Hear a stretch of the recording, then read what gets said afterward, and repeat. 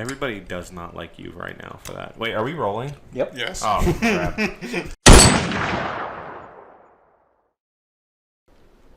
Welcome to the Arms from 15 podcast. I am your host as always, and I am joined with my two buds as always. Gentlemen, say hello.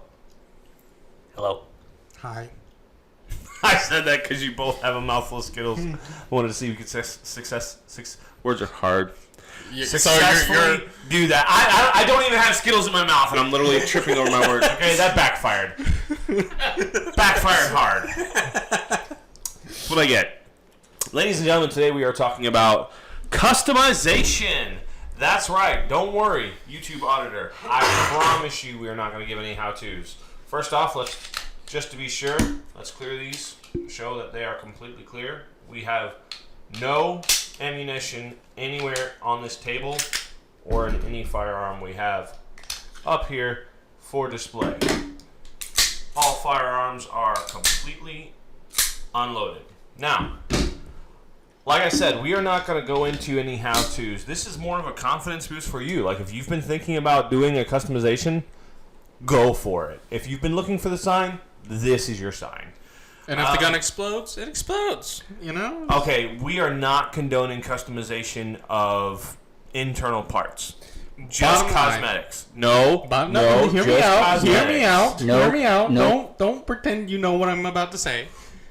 Bottom line. You sounded very French Canadian there, eh? Don't pretend you know what I'm about to say. Listen here, bud. I need you to dial it back about 50%, okay? Okay. That's a Texas size 10-4. Yeah. All right, go. All right. Waiting on you. Bottom line is, if you don't know what you're doing, do not bother trying to rechamber your rifle or your pistol. Unless you're in the Kuiper Pass, then you'll be fine. Please don't do any internal modifications. That's not what this is about. This is about customization with color. So there you have multiple different choices. Okay, you can get gun paints, you can buy automotive paints, you can rattle can it. We actually have a fantastic example of a rattle can. Devin, if you would be so kind. Yeah, he Kind. I meant to say. he loves it. He loves it. Drink your tea. I know what? I'm gonna let Process. you check it out. Oh, you're gonna let me? Ooh la la. He likes it so much. I do. So Well, look, Devin, that was very kind of you. Yeah, it was kind. Thank you for being so kind. Now we need a Klein counter. Like we did the Hort Penguin counter. We need a Klein counter. All right. So, Klein. Devin, how did Klein. you Klein. stop? Good night, Devin. Bless Can his you heart. tell that? Bless his stinking dumb retarded heart. Ooh, I can't say that word. Leave that word out, please. No. Please. Klein. Bleep it out with the word Klein. Bless his stupid Klein heart. All right. So, Devin, how did you do this? Would you let the fine folks know? Yeah, I basically just did it old school. I don't want to say military style, but I mean it is kind of the way Get you a we close do it up in the on that. military. But basically, all we did was take 3 types of colors. Actually, 4 types. Correction, 4 types of colors. Yeah, you got. I think they were Rust-Oleum. Oh yeah, Is that Rust-Oleum. If what you're I gonna, used? so you rattle canned it. Yeah. So rattle can. If you spray paint your guns, Rust-Oleum is literally the best you can go with. I promise you, it is good stuff. I had a buddy of mine paint an entire Volkswagen Bug with Rust-Oleum, and it turned out fantastic. By the way, For these, don't be a wimp and stinking prime it, yeah, and don't put any stinking because you don't want to build up layers. Don't put any either. clear coat on it either. If you're going to be using it for actual Second Amendment purposes. Like training. Yeah. Yeah, like very good training. All right, so And here's the thing. Blue helmet practice. Whoa, What? too far. And You're removing gonna get us canceled and arrested. and for taking care of boogers. Boogers. All right, so That's what listen. it's called, the boogers. Night of the boogers.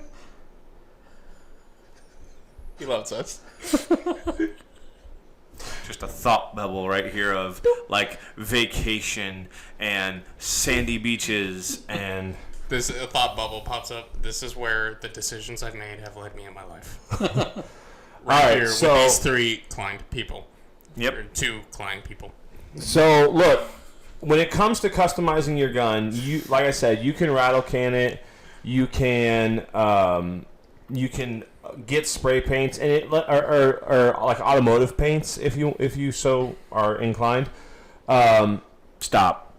I said inclined. I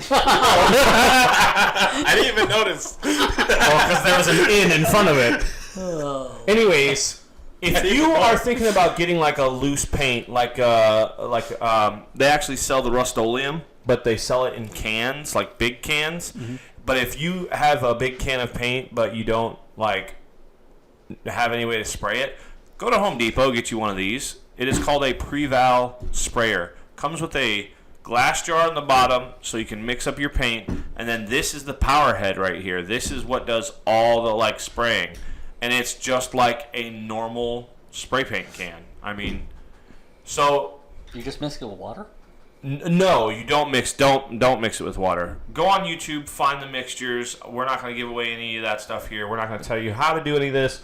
This is a confidence boost for you. I actually got this idea because a buddy of mine that I have not talked to in such a long time like messaged me last night and was like, "Hey man, how do you do this?" And I was like, "Oh dude, this is what you got to do."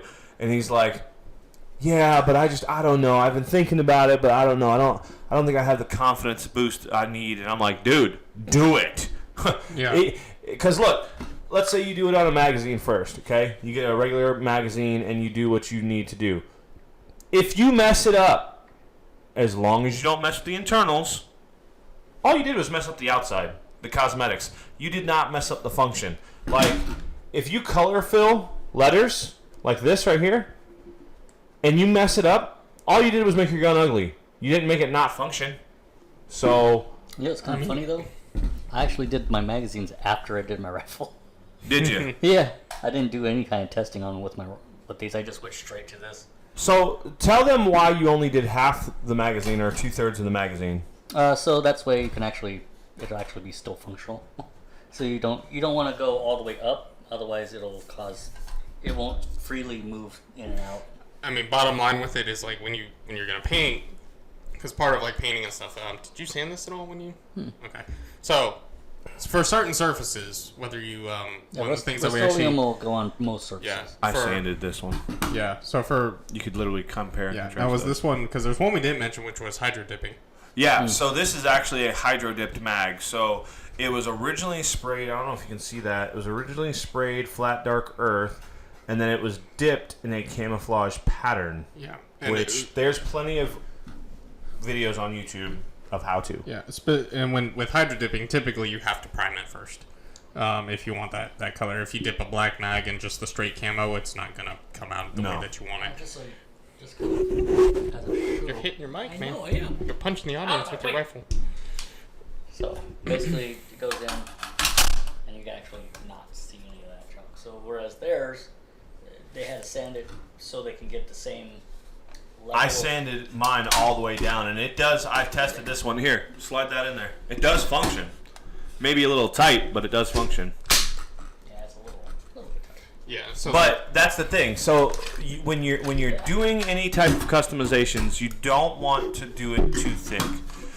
You want to get 2, maybe 3 coats on there, and really don't add a clear coat. Okay? Yes, it's going to protect the paint for longer, but honestly, if the paint wears a little bit, it actually adds to the aesthetic, in my opinion. Get that battle road, especially if you're going to be using you should be using your firearm. Right. It shouldn't be just a piece of artwork sitting on your Right. If it's a piece of artwork, go buy a painting, Picasso. Okay. Yeah. That's why I never understand people who spend like 25, 30 grand on a revolver and then they'll just hang it. Right. Who do you know spending 25 or 30 grand on a revolver? Personally, nobody. But I've seen like actual revolvers with And these aesthetic better be design. gold plated. Oh, some of them are. Some of them, I don't know. Have you gotten to the engravings class yet? Yes. Yeah. I So like finished some that. of them are like that. Oh, done by yeah, hand so- and stuff. I think it was Engraving. Winchester that does. I think it's Winchester. I can't remember. That does their engraving. They have like the turkey. on there. Have you seen that picture? Yeah. Yeah, and so they have the turkey, and like each feather is cut out, Hand and, engraved. Like, yeah, so like that job took probably years. So we rag on the UK quite a bit, but that's one thing that they are actually very, very good at, and I learned that in the class. That's all they're allowed to do. What? Yep. So they actually engrave their firearms, and a lot of times they're shotguns like what Eric has behind him, and especially the over-under ones. yeah, they use it like they're hunting shotguns. They they get those hand engraved, and then the value of those goes through the roof because there's a difference between laser etching and hand engraving. Oh yeah, laser etching, yeah, sure, you're gonna get a good-looking firearm, but it's only gonna add maybe $200-$400 to your rifle or shotgun, whatever. If you have a hand engraved piece, you're talking about thousands of dollars. Oh, absolutely. And they're also really into certain types of hunting over there. So it's like for their kinds of hunting. I think it's primarily like pheasant hunting or something is what they really. Well, that, but then also fox hunting. Yeah. Things like that.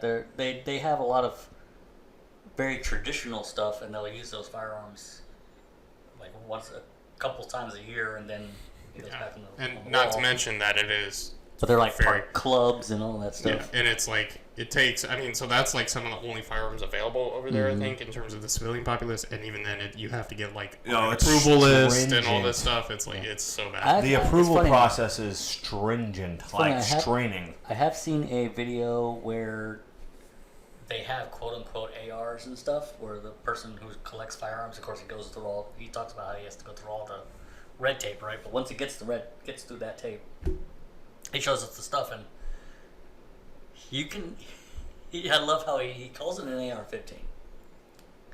And technically, it is. Is it pump action? It's bolt action. Oh my gosh, but it's not that's the even same kind of worse. bolt action you're thinking either. It's not like an actual bolt. It's No, like a straight back. 1022, right? No. Not like a 1022. No, it's a straight pull. Yeah. Like a 22 rifle. Yeah, but 22 rifles still have to lift up and pull back though. It's a straight pull bolt action. Is it? Yeah.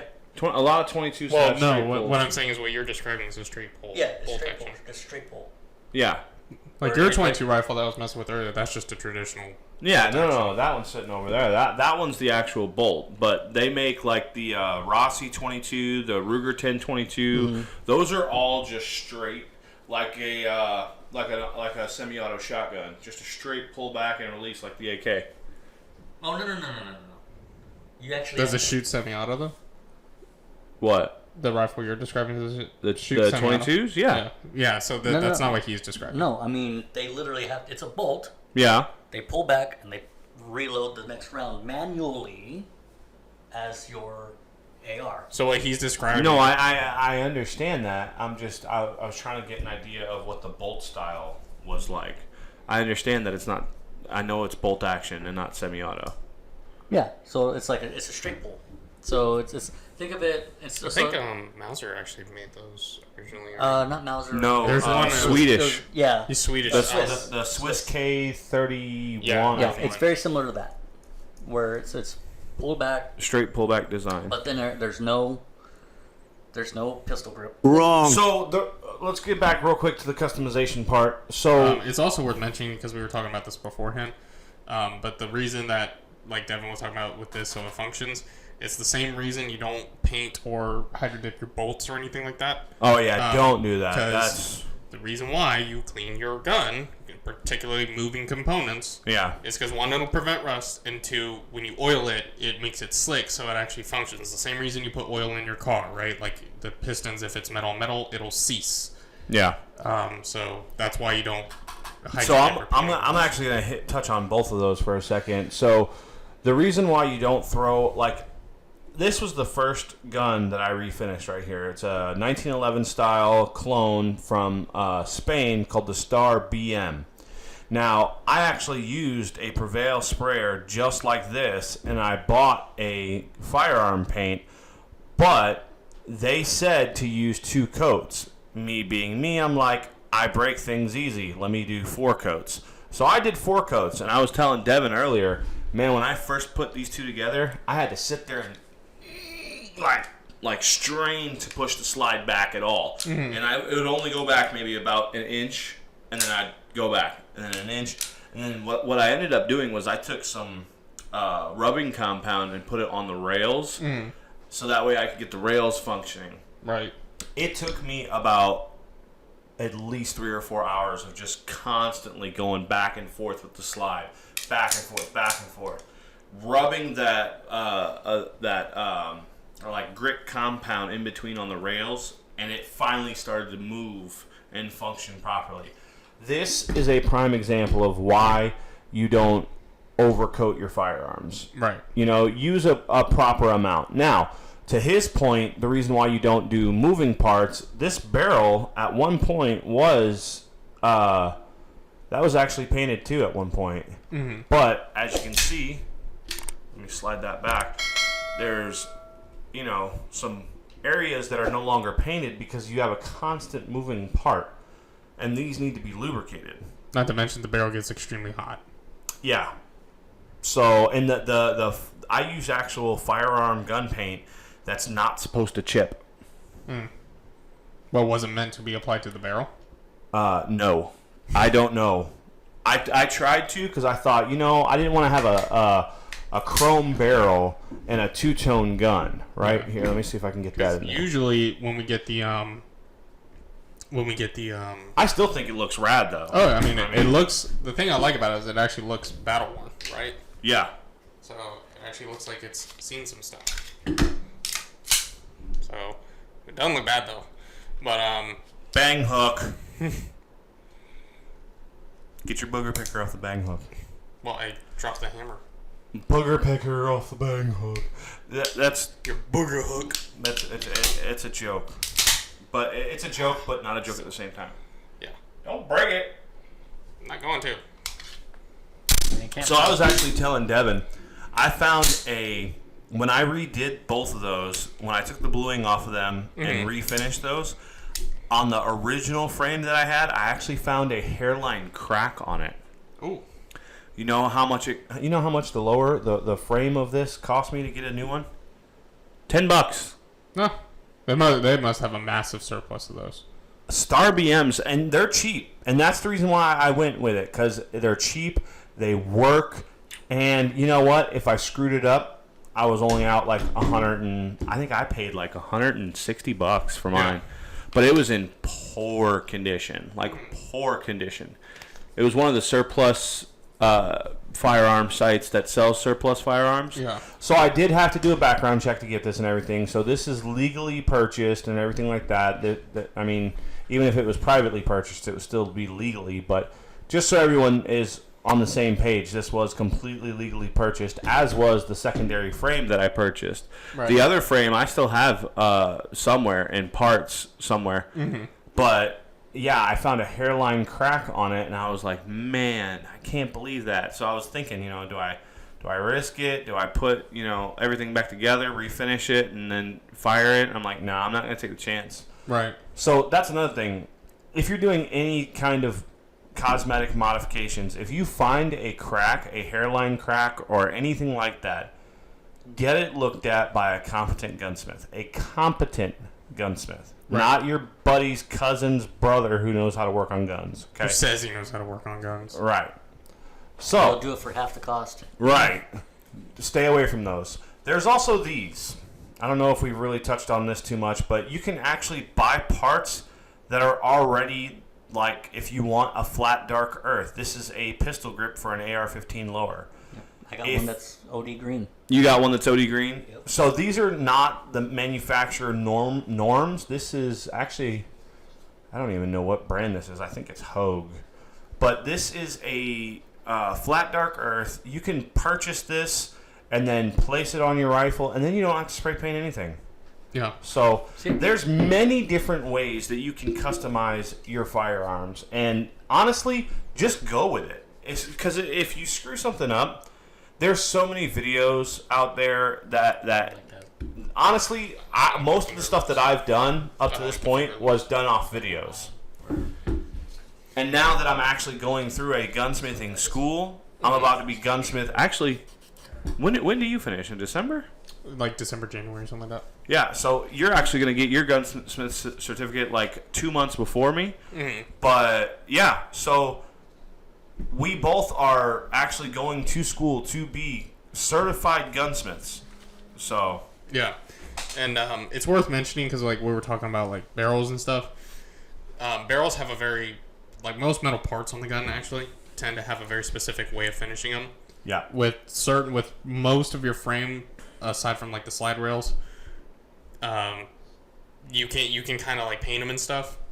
But things that are gonna have pieces like moving on them, so like the barrel, for example, is gonna have the slide. Hammer's another one. This one's got some chipping on the actual back part of the hammer too. Yeah.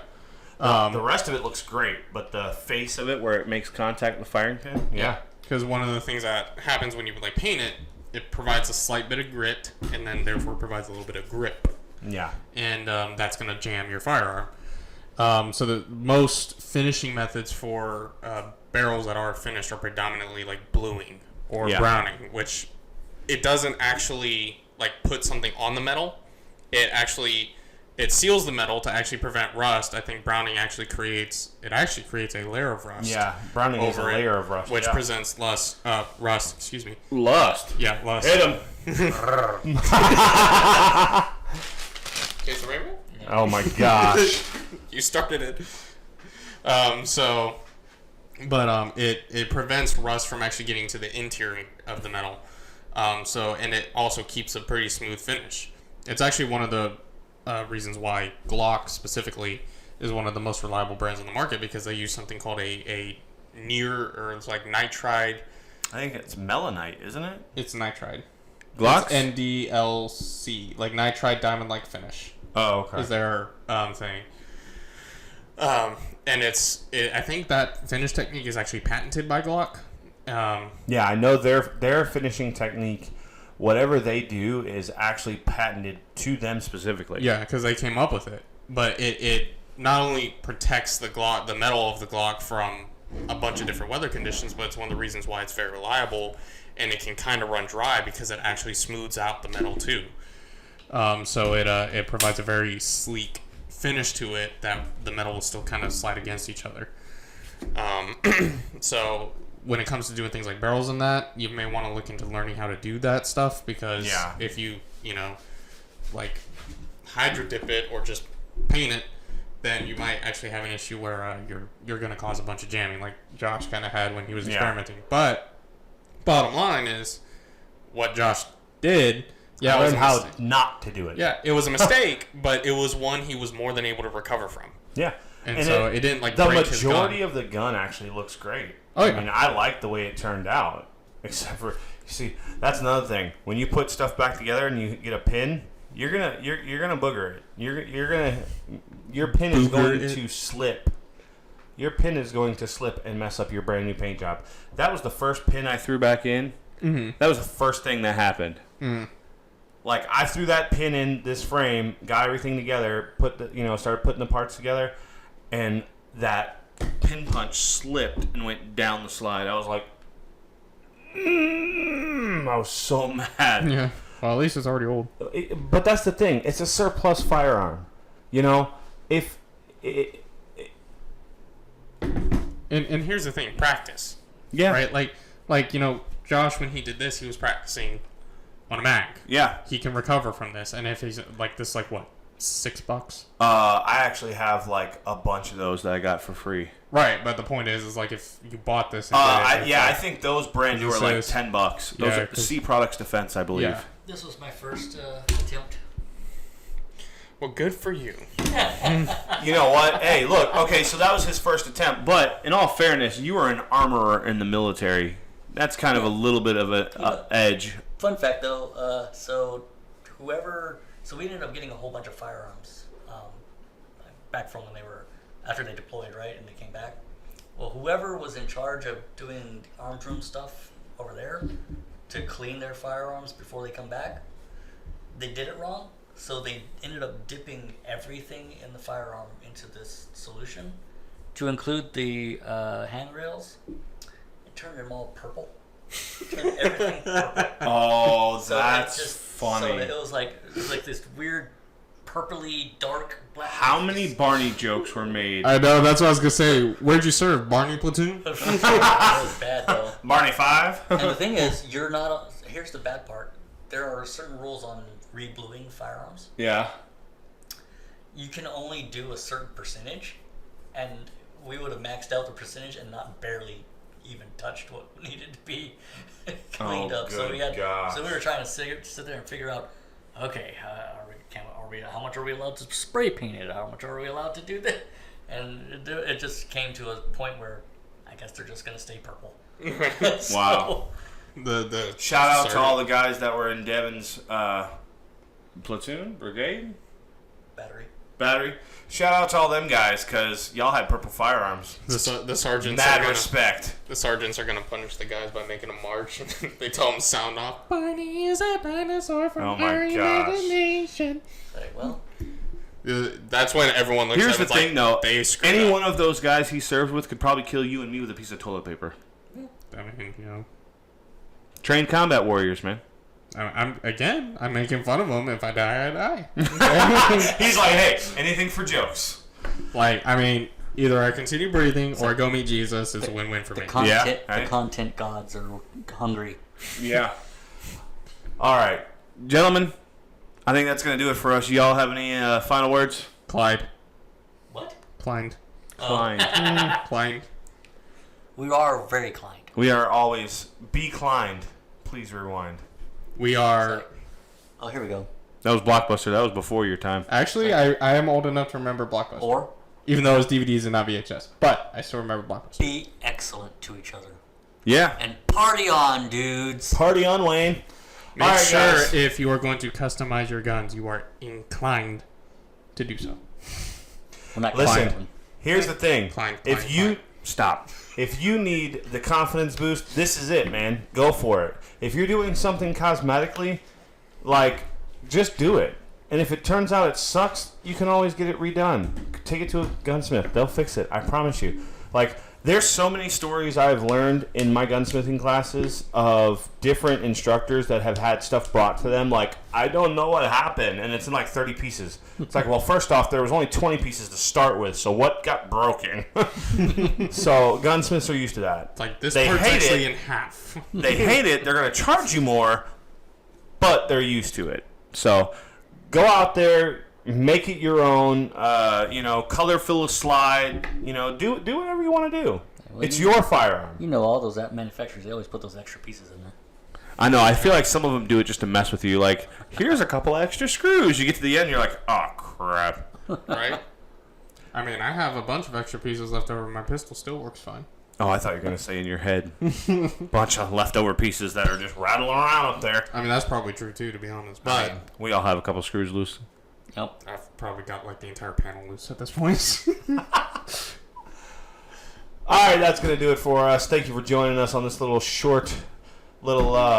cosmetic. What am I thinking of? Custom work. Custom work. Thank you, man. And I want to have a custom shop one day. Words are hard. Make sure anyways, yeah. Have a good one. We'll see you next time. Climbed.